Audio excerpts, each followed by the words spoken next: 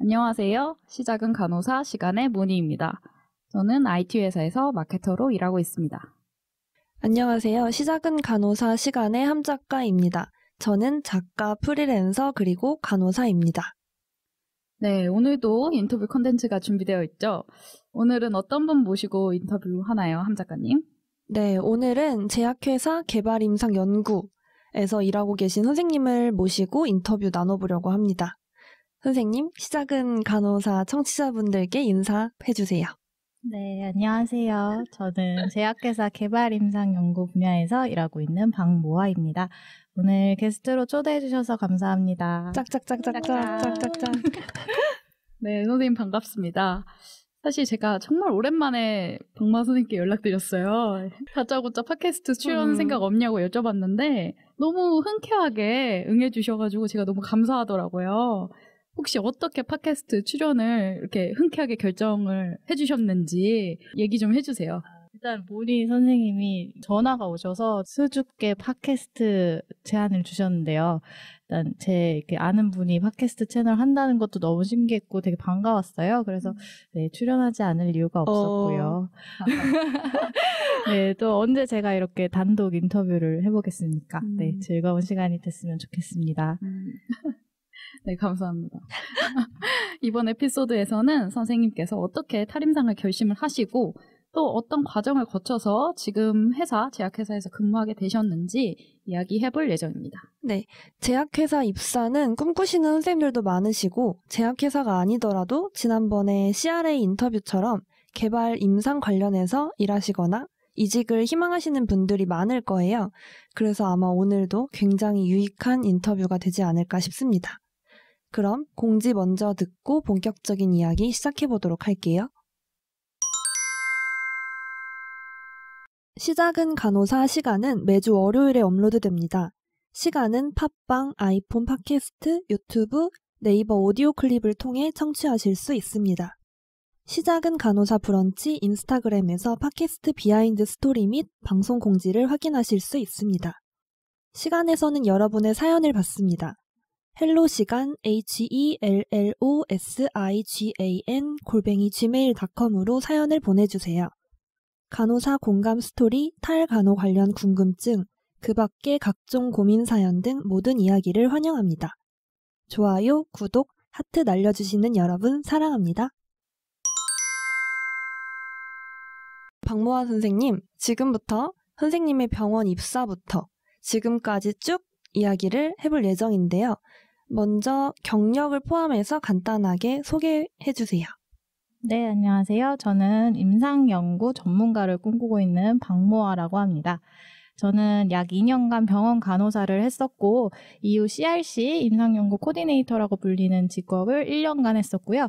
그리고 현재는 제약회사 개발 임상연구 분야에서 2년째 일하고 있습니다. 아직 경력이 많지는 않지만 오늘 인터뷰를 통해서 많은 이야기를 나눌 수 있었으면 좋겠습니다. 먼저 선생님께서 제약회사 개발 임상 연구 분야에서 일하시게 된 과정이 궁금한데요. 먼저 첫 직장이었던 병원부터 여쭤볼게요. 병원에서는 어떤 부서에서 얼마나 일을 하셨나요? 일하면서 힘드셨던 부분이나 고민도 있었을 것 같은데 이런 것도 같이 얘기해 주시면 좋을 것 같아요. 네, 저는 대학교 졸업 후에 바로 심장혈관 병동에서 간호사로 일을 시작을 했고요. 제가 일하는 병동은 심장내과랑 혈관외과 환자들이 입원을 하는 곳이었고 2년간 일을 했었습니다. 힘들었던 부분은 보통 간호사분들이 많이 느끼시는 거랑 비슷할 것 같은데요. 일단 3교대를 하다 보니까 신체적으로 좀 많이 힘들었어요. 근무로 그런 생활 패턴이 불규칙해지고 그다음에 일할 때 앉아있지를 못하고 거의 서 있고 뛰다시피 걸어다녔던 거 이런 것들이 좀 힘들었고요. 그리고 보통 간호사 친구들과 많이 했던 말이 일할 때 내 인풋이랑 아웃풋이 다 0이다 막 이런 얘기를 많이 했었어요. 그만큼 밥도 못 먹고 화장실도 못 가면서 좀 정신없이 바쁘다 보니까 체력적으로 점점 지친다는 생각이 들더라고요.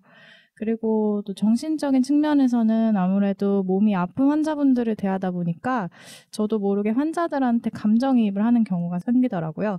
이거는 좀 프로답지 못한 부분이었던 것 같은데 시간이 지나면 이게 잊혀지면서 괜찮아지긴 했지만 그래도 당시에는 큰 스트레스 요인 중 하나였던 것 같습니다.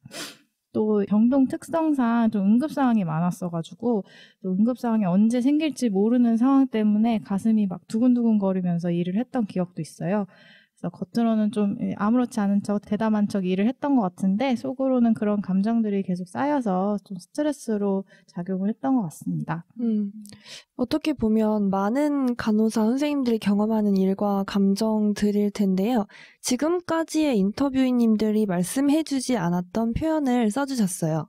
인풋, 아웃풋 혹은 인테이크 앤 아웃풋이라고 하는 INO. 간호사라면 모두가 알 수 있는 흔히들 부르는 말인데요.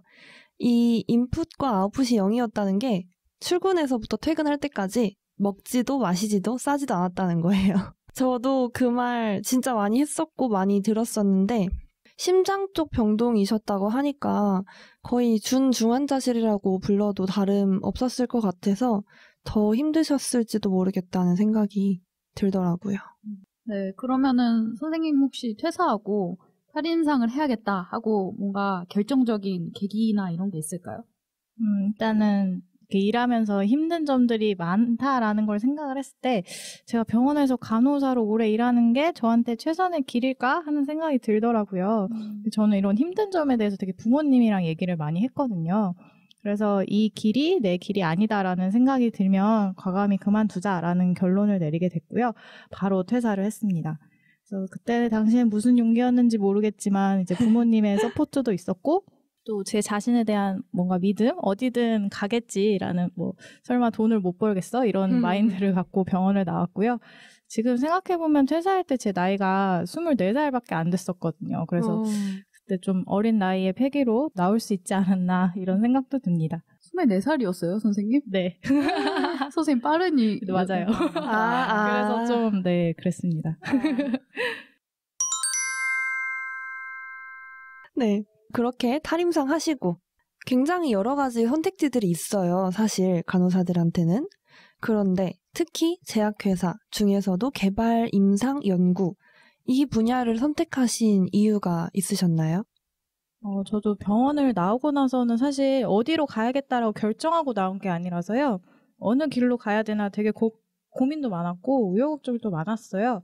사실 제가 임상연구 쪽에 대해서는 거의 문외한이었고 그쪽으로 이직을 해야겠다는 생각은 처음에 없었습니다. 근데 저는 퇴사 후에 6개월 가까이를 쉬고 이제 그 후 5개월부터 본격적인 취업 준비를 시작을 했는데요.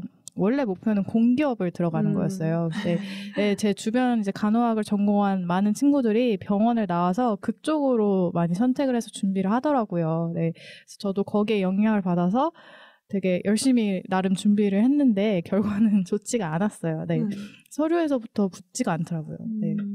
그래서 워낙 경쟁률이 센 곳이고 또 거기만 바라보고 준비를 하는 거는 좀 아니겠다라는 생각이 들어서 인터넷으로 제가 병원 간호사 말고 지금 당장 할 수 있는 일이 뭐가 있을까 좀 열심히 찾아봤습니다. 네, 그때 이제 연구간호사라는 직종을 알게 됐고 정식 명칭은 CRC 임상연구 코디네이터라고 알고 있어요. 그래서 그 분야는 좀 병원에서 많이들 모집을 하시더라고요. 그래서 마침 집에서 되게 가까운 병원에서 모집을 하는 중이었고 바로 그쪽으로 취업을 하게 되었습니다. 네. 선생님께서 인터넷을 통해서 병원 간호사 말고 할 수 있는 일이 뭐가 있는지 찾아보셨다고 했는데 연구 간호사가 그래도 가장 많이 눈에 띄긴 할 테지만 혹시 선생님이 뭐 키워드로 쳤던 거라든지 어디서 찾았었다 이런 게 기억나시는 게 있을까요? 제가 병원 말고 간호사가 일할 수 있는 데를 찾을 때 사실 제약회사도 물론 리스트에 있긴 했어요. 저희 뭐 학교 그쵸. 다닐 때도 그런 분야에서도 일을 한다라는 말을 많이 들었어가지고 그래서 그런 뭐 제약회사 아니면 뭐 임상시험 이런 것들을 주로 찾아봤고요. 그러다 보니까 네이버에 관련 카페 같은 것들이 많이 나와서 거기서 좀 정보를 많이 얻었습니다. 네. 저번 CRA 선생님 모시고 네네네. 인터뷰했을 때도 나왔던 그 카페입니다, 여러분. 맞아요. 그 카페가 제일 많이 가시는 것 같아요. 이 분야 분들은. 네, 알겠습니다. 네. 이렇게 다 만나게 되네요. 맞아요. 여기가 핫플레이스예요. 그러니까 임상 연구 코디네이터에 대해서는 지난 CRA 인터뷰에서도 저희가 소개를 드렸던 적이 있어요. 그런데 직접 하셨다고 하시니까 그렇게 직접 해보신 입장에서 좀 더 자세히 설명 부탁드릴게요. 임상연구 코디네이터는 아시는 분들도 계시겠지만 좀 생소하신 분들도 계실 것 같아요. 일단은 임상시험은 네, 다들 아시겠지만 약을 개발을 하고 시판 허가를 받기 전에 동물 실험 후에 사람한테 약의 효능이나 안정성 같은 거를 이제 시험하는 거를 임상시험이라고 알고 계시면 될 것 같고요. 그래서 임상연구 코디네이터는 병원에서 시행하는 임상시험과 관련된 그런 관리랑 실무를 한다고 이해를 하시면 될 것 같습니다. 임상시험 세계로 발을 들이게 되었고 처음에는 좀 이 분야가 생소해서 힘든 점도 많이 있었는데요. 제가 2년간 간호사 경력을 했던 것도 많이 도움이 됐고 또 CRC 업무를 하면서 임상시험과 관련한 좀 다양한 업무에 대해서 알 수 있었습니다. 그리고 또 CRC로 일을 할 때는 병원에서 간호사로 일을 할 때보다는 신체적, 정신적으로 훨씬 편했고요.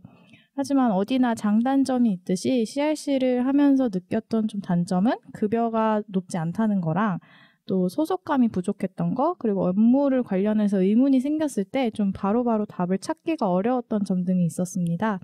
이거는 모든 CRC 선생님들이 느끼시는 단점은 아닌 것 같고요. 제가 그때 개인 교수님 채용하에서 좀 약간 혼자 거의 일을 하다시피 해서 그런 점들을 좀 느꼈고요. 그래서 CRC 경력을 살려서 좀 다른 직종으로 또 이직을 해야겠다라고 결심해서 준비를 했고 제약회사의 또 개발 임상 연구직에 합격을 해서 현재 본 업무에 종사를 하고 있습니다. 그냥 질문을 드렸는데 굉장히 자세하게 말씀해 주시니까 감사하면서도 더 여쭤볼 게 막 생겨요. 좀 더 여쭤보면 채용 과정이나 그 이후의 이직보다는 그냥 하루 일과가 저는 좀 궁금하더라고요. 네. CRC로 일하실 때의 하루 일과, 그런 스케줄이 어땠는지, 그리고 아까 말씀하셨을 때 알게 되신 임상시험에 관련한 다양한 업무가 있다고 하셨어요. 그래서 그것도 뭔지 궁금합니다. 네. CRC 업무는 일단 말씀을 드리자면, 제가 아까 말씀드린 대로 일단 임상시험에는 이제 계획서가 다 있어요. 이렇게 해라 라는 계획서가 있는데, 그걸 준수를 해서 임상시험을 실제로 운영하는 것이 주 업무가 되겠고요. 당연히 임상시험 계획서에 대한 완전한 이해를 해야 될 거고, 제가 담당한 과제에 대한 교수님의 환자들이 있을 거고요. 그 환자들 중에서 임상시험 대상이 될 수 있는 분들을 그 임상시험에 등록하고, 그다음에 투약 스케줄에 따라 투약을 하고 해야 될 검사들을 챙겨서 그런 시행을 하는 그런 역할들을 하고요. 물론 교수님이 그 임상시험 책임자세요. CRC는 그 책임자의 업무 중에서 상당수를 위임을 받아서 하는 형태라고 생각을 하시면 됩니다. 그리고 임상시험을 할 때는 이게 제대로 내가 시행을 했다라는 것을 증명해 줄 수 있는 근거 서류들이 굉장히 많이 있고 또 그것들을 잘 기재를 하고 파일링을 해둬야 돼요. 또 가끔 이런 연구비, 임상시험에 쓰이는 연구비 관리까지 한다고도 합니다. 네, 그리고 임상시험 관련해서 다양한 업무들은 제가 일을 하면서 좀 관련 직종이 많이 있다는 걸 알게 되었는데요. 물론 잘 아시는 CRA랑 그 제약회사 임상 담당자들이 있겠고요. 그 외에도 CRO라고 그 임상시험 수탁업체가 있잖아요. 네, 거기에서 임상시험 계획서를 작성하는 메디컬 라이터라고 하시는 분들도 계시고 또 보통 CTA라고 불리는 직종도 있더라고요. CTA는 서류 업무 작업을 주로 한다고 합니다. 임상시험 계획 승인을 위한 뭐 서류 구비라던가 그다음 제출 혹은 임상시험 할 때 발생하는 그런 약물 이상 반응들 같은 거를 정리해서 보고하는 역할을 하는 그런 내근직인 것 같고요. 그리고 병원에서도 CRC 선생님들 외에 임상시험 병동에서 근무하는 간호사 선생님들도 따로 계시더라고요. 그분들은 임상시험 대상 환자들 중에서 입원을 주로 이제 필요로 하는 사람들한테 임상시험 계획서에 따라서 약을 투여하고 간호하는 역할을 하시는 분들인 것 같습니다. 지금 정말 많은 다양한 관련 직종들을 말씀해 주셨는데요. 잠깐 정리를 해보자면 CRA가 우선 있겠고 그리고 제약회사 임상 담당자들이 있는데 네. 그 중에서도 보통 CRO랑 제약회사 다 합해서 메디컬 라이터들이 있고 그리고 제가 알기로는 CRA 서포트 해주는 걸로 알고 있는 CTA. 네네, 약간 그런 느낌인 것 같아요. CTA 네네. 선생님들은. 그리고 CTA, 메디컬 라이터, 그리고 CRC 선생님들도 계시지만 그 외에 임상시험 병동에서 입퇴원 환자들을 관리하시는 간호사 선생님들 이렇게 계신 것 같네요. 네, 제가 일단 일을 하면서 본 분들은 이 정도고 더 많지 않을까 싶습니다. 선생님께서 이제 병원 퇴사 후에 취업을 위해서 어떻게 준비하셨는지 그 과정도 좀 들어봐야 될 것 같아요. 뭐 이런저런 고민들도 하셨고 그러면서 처음에는 CRC는 그냥 가벼운 마음으로 시작을 하신 건가요? 네, 아무래도 저는 당장 돈을 벌어야 됐기 때문에 그리고 이게 휴식기가 좀 길어지면 아무래도 그 다음 이직을 할 때 좋지 않을 것 같더라고요. 마이너스 요소가 될 수가 있어서 일단 경력을 쌓아야겠다는 생각에 바로 취직을 했습니다. 그래서 CRC로는 보통은 이렇게 많이 이직을 하시는 것 같아요. 네네네. 많이 업무 로딩이 심하지 않고 그리고 간호사 병력을 충분히 살릴 수 있기 때문에 그쪽으로 이렇게 많이 가시는 것 같은데 여기서 또 제약회사 가는 거는 굉장히 또 다른 일이어서 준비를 많이 하셨을 것 같아요. 서류 제출을 하려면은 뭐 필요한 스펙들이 있을 거고 예를 들면 자격증이나 시험 점수 또 있을 거고 아니면은 뭐 마음가짐이나 경제적인 준비 같은 것도 있을 것 같아요. 이런 여러 가지 측면에서 어떤 준비하셨는지 편하게 말씀해 주세요. 네. 그러면 일단 제가 병원을 그만두면서부터 준비를 했던 그런 이직 준비에 대해서 얘기를 드리겠습니다.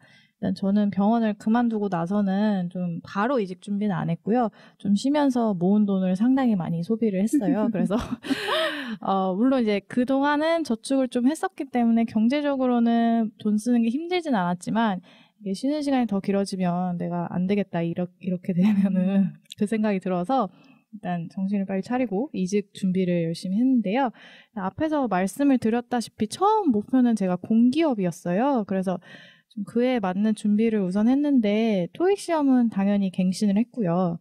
한국사 1급이랑 컴퓨터 능력 시험 1급이 있으면 공기업에 좀 가산점이 있더라고요. 그래서 그거는 일단 미리 따놨고요. 근데 그렇게 해도 일단 서류에서는 제가 합격을 하지 못해서 조금 실망을 했지만 그래도 이직할 때 이 자격증들이 그래도 도움이 돼서 되게 다행이라고 생각을 해요. 그래서 다만 이게 공기업 준비하실 게 아니면은 한국사는 굳이 안 하셔도 될 것 같고요. 뭐 특별히 보는 회사가 없어서 토익이랑 컴퓨터 능력 시험 기본적으로 있으면 도움이 되니까 이거는 뭐 하시는 걸 당연히 추천드리고요. 그다음에 이제 공기업 불합격을 하고 나서는 이제 그쪽 길은 내 길이 아니다 이렇게 생각을 해서 바로 다른 길로 알아본 게 임상연구 관련 직종이었고요. 일단은 이 업무가 뭔지까지 세세하게는 모르더라도 좀 기본 지식에 대해서는 숙지를 하는 게 중요하다는 생각이 들었어요. 저도 당시에는 뭐 전혀 정보가 없고 주변에 관련 직종에 종사하는 그런 지인도 전혀 없었어요. 그래서 일단 얕은 정보만 갖고 무작정 그쪽으로 뛰어들었는데 혹시 관심이 있으신 분들이 계시겠죠? 네, 그런 분들께 제가 저요.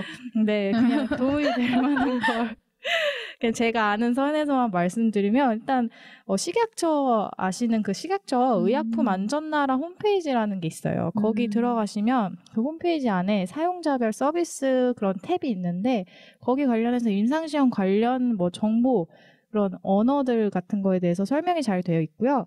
관련 법령이나 규정 같은 거 보실 수 있어서 좀 기본 개념을 탑재하는 데는 도움이 되지 않을까 싶습니다.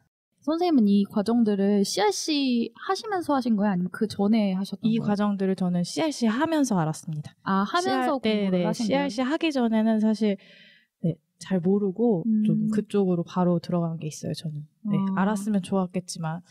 네. 보통은 잘 모르시고 그쵸. 시작을 하시죠. 맞아요. 네. 그냥 네이버 카페만. 아니 그게 어디예요?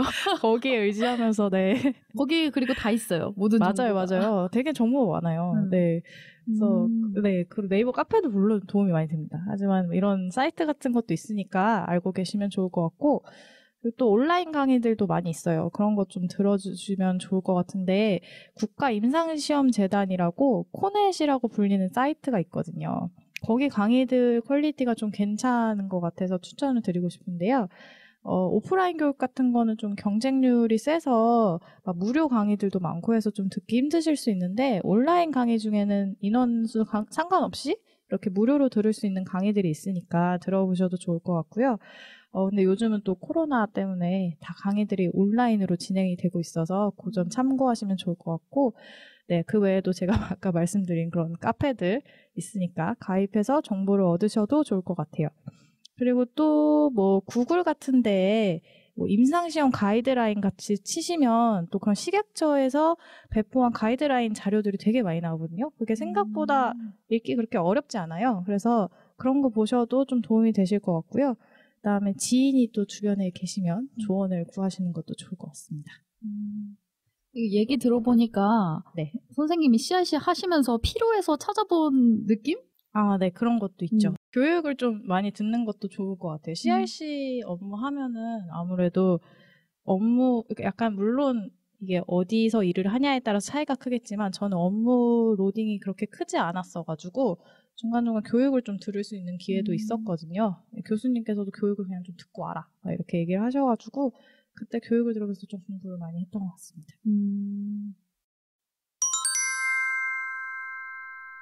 그러면은 이번에는 제약회사 오셨을 때 어떠셨는지 좀 여쭤보고 싶은데 처음 사회생활은 간호사로 하셨고 그 다음에도 병원에서 계속 교수님이랑 임상연구 코디네이터로 일을 하셨어요. 그래서 회사로 처음에 들어가셨을 때는 좀 적응하는데 어려웠을 수도 있을 것 같거든요. 왜냐면은 병원이 되게 익숙한 환경이었는데 업무 환경이 많이 바뀐 거니까 혹시 어떠셨나요? 네.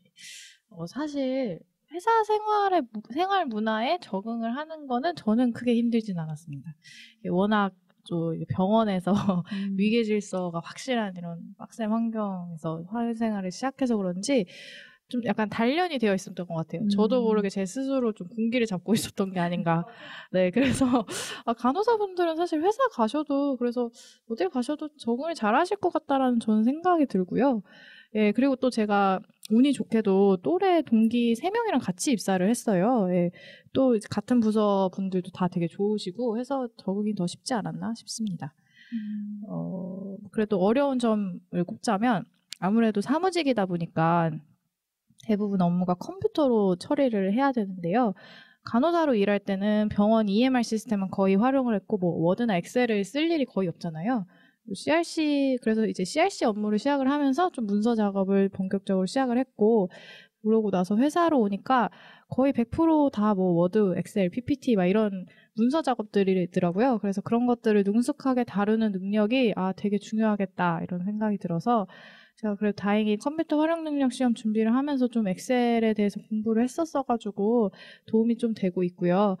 그래도 모르는 부분이 아직도 많기 때문에 일을 하면서 그때그때 좀 찾아보고 아니면 뭐 주변 사람들한테 물어보면서 그렇게 업무를 하고 있습니다. 적응하는 거는 생각보다 어렵지 않았다. 근데 뭐 사무직이라서 약간 툴 다루는 게 조금 어려운 부분이 있었다. 뭐 그렇지만 난 괜찮다. 이렇게 들리는데. 사실 이 질문을 했던 이유가 많은 분들이 회사 처음 들어가면 생각보다 되게 문화에 익숙해지기가 어렵다. 생각보다 나는 타림상에서 내 마이데스크 있으면 좋을 줄 알았는데 많이 달랐다라고 하셔가지고 여쭤본 거였거든요. 네, 선생님은 코디네이터 경력도 있으시고 문서 작업도 좀 익숙하신 편이어서 그런 부분이 괜찮았던 것 같아요. 네, 전 제 자리가 있는 게 좋더라고요. 제 자리 꾸미고 이것저것 갖다 놓고 좋더라고요. 지금 회사가 분위기가 좋은 것 같아요. 적응을 잘 할 수 있었던 게. 네, 괜찮은 편인 것 같아요. 제 생각에는 제가 속해 있는 부서도 좀 나이대가 젊은 편이거든요. 네, 그래서 그런지 부서 분위기가 괜찮은 게 맞아요. 큰 것 같습니다. 그러면은 임상 간호사하고 비교했을 때 현재 하시는 일의 장단점이 좀 궁금합니다. 네. 일단은 회사원으로 일을 하면 확실히 간호사로 일할 때보다는 체력적으로 훨씬 덜 힘들고요. 상근직이라서 생활 패턴이 바뀔 일이 없다는 게 가장 큰 장점인 것 같고요.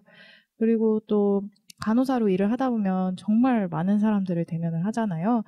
네, 근데 회사에서는 보통 회사 사람들이랑 주로 보고 또 외부 사람도 전화나 이메일로 주로 대화를 하기 때문에 이런 사람을 대하면서 오는 스트레스는 확연히 적은 것 같아요. 네, 그리고 간호사 업무처럼 뭔가 빨리빨리 처리해야 되는 일도 적고 그런 것들도 좀 일의 장점이라고 생각이 되고요. 보통 업무 마감 기한을 정해놓고 시작을 하는데 그래서 갑자기 막 급하게 해야 되는 일의 빈도도 적어서 업무 스트레스가 적고요. 그래도 단점도 분명히 있을 것 같은데 단점을 한번 말씀을 드리자면 일단 제가 현재 근무하고 있는 곳에는 간호사 출신이 저밖에 없어요. 네, 물론 제가 종사하고 있는 업무에 간호사를 채용 조건에 포함을 시켜서 뽑아요. 간호사 하면 우대를 한다. 근데 이제 회사 내에서 그냥 그 부서 자체의 TO가 병원 간호사만큼 많지가 않아서 네, 명수가 그렇게 좀 적은 것 같고요. 이 점은 단점이라고 말씀은 드렸는데요. 장점인 부분도 크게 있어요. 아무래도 간호사 출신이 저밖에 없으니까 그 경력을 활용을 해서 제가 더 업무에 기여를 할 수 있는 부분도 있고요. 또 다양한 분야의 사람들이랑 같이 일하면서 제가 더 배울 수 있는 부분도 있고요. 또 저 같은 경우에는 처음에는 좀 나 혼자 간호사라 뭐 다른 사람들이랑 좀 잘 어울릴 수 있을까라는 걱정도 좀 됐는데 일을 하면서 보니까 뭐 장점인 부분이 훨씬 더 큰 것 같고요. 하지만 아무래도 제약회사다 보니까 이 내부에서는 약사 출신을 더 우대를 하기는 합니다. 특히 좀 국내 제약회사들, 보수적인 제약회사들이 더욱 그렇다는 거는 네, 참고를 하시면 될 것 같고요. 그래도 한 가지 추가로 말씀을 드리고 싶은 건 간호사로 일을 하든지 뭐 이렇게 회사에서 임상연구 직무에 종사를 하든지 이게 또 확실히 전문적인 분야라는 생각 때문에 자부심을 갖고 일할 수 있다라는 건 네, 되게 좋은 장점인 것 같습니다. 선생님이 이게 좀 공개적으로 나가는 방송이라 그런지 단점을 굉장히 면접 답변처럼 얘기를 잘 해주셨어요. 맞아요. 네. 들어보면은 단점인 것 같긴 한데 사실 되게 장점이야. 응. 저희는 이런 거 원하지 않거든요. 그런가요? 네. 정말 힘든 거 없으세요? 정말 힘든 거요. 근데 이거는 뭐 회사니까요. 회사라는 게 단점이 아닐까? 완벽했어요. 회사가, 네, 돈을 벌기는 쉽지 않다. 그리고 아무래도 뭐 간호사로 일을 할 때는 그냥 교대 업무잖아요. 그래서 제가 뭔가 인수인계를 하거나 할 때 제 다음 듀티 분한테 그냥 딱 하면 되는? 그냥 그러고 끝인데 아무래도 회사는 위계 질서가 확실하게 있는 저희 회사 같은 경우에도 좀 국내 제약회사고 보수적인 분위기가 아무래도 있는 회사라서 보고가 항상 체계적으로 딱딱딱딱 이루어져야 돼요. 그 형식도 딱 정해져 있고 뭔가 네, 그런 것들이 좀 불편할 수는 있을 것 같아요. 네, 뭐 적응을 하면 돈을 벌기 위해서는 다 하게 되지만 네, 그런 것들도 있고 뭐 또 뭐가 있을까요? 아니 생각 안 네. 나시면은 굳이 제가 말씀을 안 해주셔도 중간에 되고. 네, 하다가 생각나면은 잠깐 멈추고 말씀드리겠습니다. 네. 단점이 생각났다고 하면서. 네. 그리고 아까 단점으로 얘기를 해주시면서 간호사가 부서에 선생님 한 분이라고 하셨어요. 근데 저는 이거를 들으면서 좀 의외라는 생각을 했거든요. 네네. 제가 알기로는 제약회사의 이런 임상시험 분야에 간호 선생님들이 좀 가시는 걸로 알고 있는데 선생님 부서는 없다고 하셔가지고 그래서 또 나 혼자 간호사라는 게 걱정이 된다고도 하셨는데 이게 어떤 부분에서 좀 걱정이 되시나요?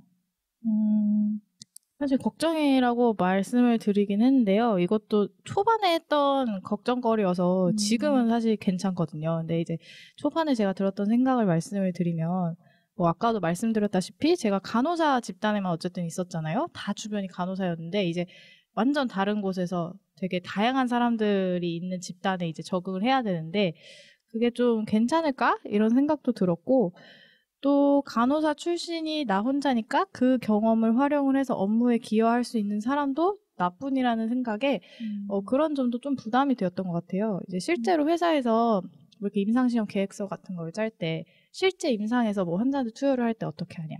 뭐 진짜 세세한 거를 되게 물어보시거든요. 뭐 수액을 줄 때 어떻게 주냐. 이런 거부터 시작을 해서 왜냐하면 간호사가 아니신 분들은 실제 임상을 어떻게 하는지 모르시거든요. 아예 모르시니까. 네. 그래서 뭐 기계 같은 건 어떤 걸 쓰는지, 뭐 라인은 어떻게 쓰는지, 막 이런 걸 다 저한테 제일 먼저 물어보세요. 근데 그 네. 전에는 간호 선생님이 한 분도 안 계셨어요? 계셨었어요. 근데 그만두셨어요. 아이고. 다른데 의미심장하네. 이직을 하셨습니다. 이직을 하셨구나. 네. 네, 그렇고요. 그래서 이제 계셨는데 어쨌든 지금은 저 혼자인데요. 그래서 이런 질문들이 저한테 일단 가장 먼저 오니까 이제 제가 아는 부분이면 대답을 해드리면 좋겠지만 만약에 모르는 부분이면 뭐 주변에 간호사 친구분들이 많이 계시니까 그런 분들한테 물어보고 네, 업무를 하고 있습니다. 되게 말씀 주신 내용이 아무래도 부서 내에 혼자 있다라는 게 보건교사 에피소드 때 맞아요. 들었던 내용이랑 되게 유사한데 네. 그 보건교사는 학교에 1명이나 많아야 2명이잖아요. 네네. 그래서 거기서도 선생님들이 그런 의학 관련 지식을 전부 다 물어보신대요. 맞아. 그럴 수 응. 있겠네요. 그리고 또 얘기하셨던 게 언제 응급 상황이 날지 모르는데 나는 네. 모든 걸 알 수는 없잖아요. 맞아. 그러니까 유튜브 보면서 공부하신다고. 진짜 근데 그러셨거든요. 네. 네네. 약간 비슷한 결이 있는 것 그니까요. 같습니다. 이렇게 여러 가지 장단점을 말씀해 주셨는데요. 간호사로 일했을 때보다 사람 스트레스나 업무 시간 압박이 적고 상근직이지만 부서 내 간호사가 혼자라 부담스러운 부분도 있다. 저는 이렇게 이해를 했어요. 그렇다면 가장 중요한 거는 물론 이미 말씀해 주신 내용으로 좀 유추가 가능하긴 한데 전반적으로 박모아 선생님께서는 지금의 업무에 만족하고 계신가요? 네, 저는 일단은 만족하고 있고요. 앞에서도 말씀을 드렸다시피 제가 좀 장점을 많이 말씀드렸는데 네, 진짜 장점이 많은 것 같다라는 생각이 들어요. 그래서 네, 만족을 하고 있고 또 임상 연구 분야는 앞으로도 되게 인력이 많이 필요한 분야거든요. 네, 임상 시험은 뭐 신약 개발이 앞으로도 계속 될 거고 그렇기 때문에 비전도 괜찮다고 생각이 돼서 일단 이 분야에서 저는 착실하게 경력을 쌓을 생각이고요. 또 여기는 경력이 많으면 많을수록 굉장히 인정을 많이 해주기 때문에 네, 연봉도 많이 올릴 수 있고요. 그래서 이제 일단 업무적으로도 잘 맞는 것 같고 해서 만족을 하면서 다니고 있습니다. 마침 선생님이 연봉 얘기를 하셔서 네. 저희가 이걸 안 물어보고 넘어갈 수가 없어요. 맞아요. 네. 제일 중요한 거죠. 그렇죠. 왜냐면은 대학 업계가 다른 업계에 비해서 연봉이 높은 걸로 유명하거든요. 실제로 초봉 수준이 어느 정도가 되나요?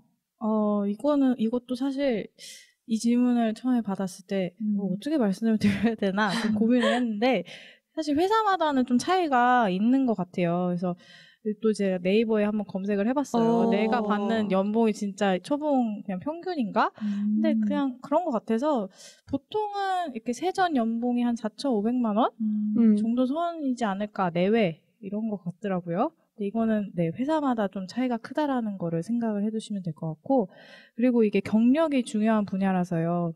이직을 할 때마다 막 연봉을 1,000씩 올려서 막 이직도 많이 하시더라고요. 네, 그래서 이 분야에서는 한 곳에서 뭐 오래 일을 하는 것도 좋겠지만 이직을 하면서 더 커리어를 쌓는 것도 되게 경쟁력으로 작용을 하는 것 같습니다. 그렇다면 가능하면 제약회사로 먼저 들어가서 이쪽 분야를 시작하는 것도 나쁘지 않겠네요. 왜냐면은 보통은 CRA로 많이 가시잖아요. 아, 그렇죠. 근데 CRA도 제가 알기로는 CRA 분들 돈을 되게 많이 받는 걸로 알고 있어요. 네, 그래서 제가 볼 때 이거는 모니님이 앞으로 진로를 어떻게 갈 것인가를 잠깐 고민하신 것 같아요. 좀 계산하고 계신 것 같은데요, 머릿속으로. 뭘 먼저 해야 좋은가. 제약회사로 갈 수 있으면 좋겠지만 사실 이게 TO가 되게 작죠. 너무 적을 것 많이 같아요. 뽑지를 않는 것 같아요. 왜냐면 이게 제약회사는 어쨌든 그만두면은 뽑거나 아니면 진짜 뭐 확장하려고 뽑는데 네, 아무래도 그렇죠. 그리고 이게 간호사분들끼리만 경쟁하는 것도 아니고 물론 간호사 면허가 있으면 우대를 하지만 그래도 제약회사다 보니 약사를 더 우대하는 것도 있고 또 뭐 생명공학이라든가 다양한 관련 전공들이 많아서 그런 게 조금 힘들 수는 있을 것 같습니다. 토닥토닥. 네, 하실 수 있습니다. 화이팅. 저도 했는데요.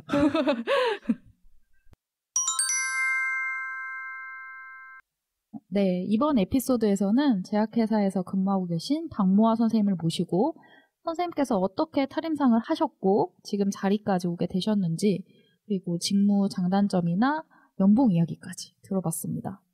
모든 이야기가 흥미로웠지만 아무래도 저는 연봉이 머릿속에서 떠나질 않아요. 가장 흥미로웠던 부분이었다고 생각하고 함 작가님은 어떠신가요? 저희 완전히 통했는데 저도 연봉이 가장 흥미로웠어요. 사실 직업이라는 게 급여랑 절대 뗄래야 뗄 수 없는 사이예요. 네. 근데 또 흥미로운 점 말고 저는 좋았던 게 선생님 경험에서 우러난 실질적인 정보들이었는데 뭐 찾으려면 찾을 수야 있겠지만 사람에 따라서 막 어떤 사람한테 눈에 뻔히 보이는 정보가 또 어떤 사람한테는 찾으려고 아무리 애를 써도 못 찾는 경우들이 있어요. 근데 저희는 그런 정보들을 이렇게 모아서 알려드리는 건데 선생님이 특히 그런 취업 과정에서 유용했던 점들을 많이 알려주신 것 같아서 정말 좋았습니다. 그럼 오늘 시작은 간호사 여기에서 마치겠습니다. 시간은 여러분의 탈임상, 탈간호, 탈병원을 지지합니다.